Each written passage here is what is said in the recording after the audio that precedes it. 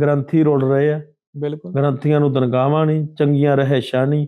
ਉਹਦੇ ਵਿੱਚ ਇੱਕ ਹੁਕਮਨਾਮਾ ਦਾ ਇਹਨਾਂ ਨੇ ਹੁਣ ਜਾਰੀ ਉਹ ਕਰਤਾ, ਮੈਂ ਪੜ੍ਹਿਆ ਕਿ ਹਾਂਜੀ ਗ੍ਰੰਥੀ ਸਿੰਘਾਂ ਨੂੰ ਵਧੀਆ ਹਾਂ ਰਿਹਾਇਸ਼ ਦਿੱਤੀ ਜਾਵੇ। ਉਹ ਦਿੱਤਾ ਭਾਈ, ਉਹ ਕੁਝ ਕੁ ਪਿੰਡਾਂ ਤੱਕ ਹੀ ਲਾਗੂ ਰਹਿ ਜਾਣਾ। ਨਹੀਂ ਜੀ, ਉਹ ਕਰਨੀ ਨਹੀਂ ਕਿਸੇ ਨੇ।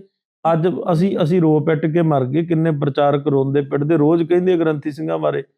ਵੇਖੋ 20-20 ਸਾਲਾਂ ਦੇ ਅਸੀਂ ਕਰ ਰਹੇ ਹਾਂ ਪ੍ਰਚਾਰ, ਅੱਜ ਤੱਕ ਠੀਕ ਹੈ ਕੋਈ ਹੈਗੇ ਨੇ ਪ੍ਰਬੰਧਕ ਵਧੀਆ ਨੇ ਜਿਨ੍ਹਾਂ ਨੇ ਮਤਲਬ ਗੁਰੂ ਘਰ ਦੇ ਗ੍ਰੰਥੀਆਂ ਨੂੰ ਵਧੀਆ ਰਿਹਾਇਸ਼, ਇੱਕ ਨਵੇਂ ਮੋਟਰਸਾਈਕਲ ਗੱਡੀਆਂ ਤੱਕ ਵੀ ਲੈ ਕੇ ਦਿੱਤੇ। ਪਰ ਉਹ ਗੁਰਦੁਆਰੇ ਵੇਖੋ ਜਿਨ੍ਹਾਂ ਦੇ ਵਿੱਚ ਗ੍ਰੰਥੀ ਸਿੰਘ ਆ ਜਿਹੜਾ ਡੋਲਾ ਫੱਕ ਕੇ ਮੰਗਦਾ ਫਿਰਦਾ ਹੁੰਦਾ।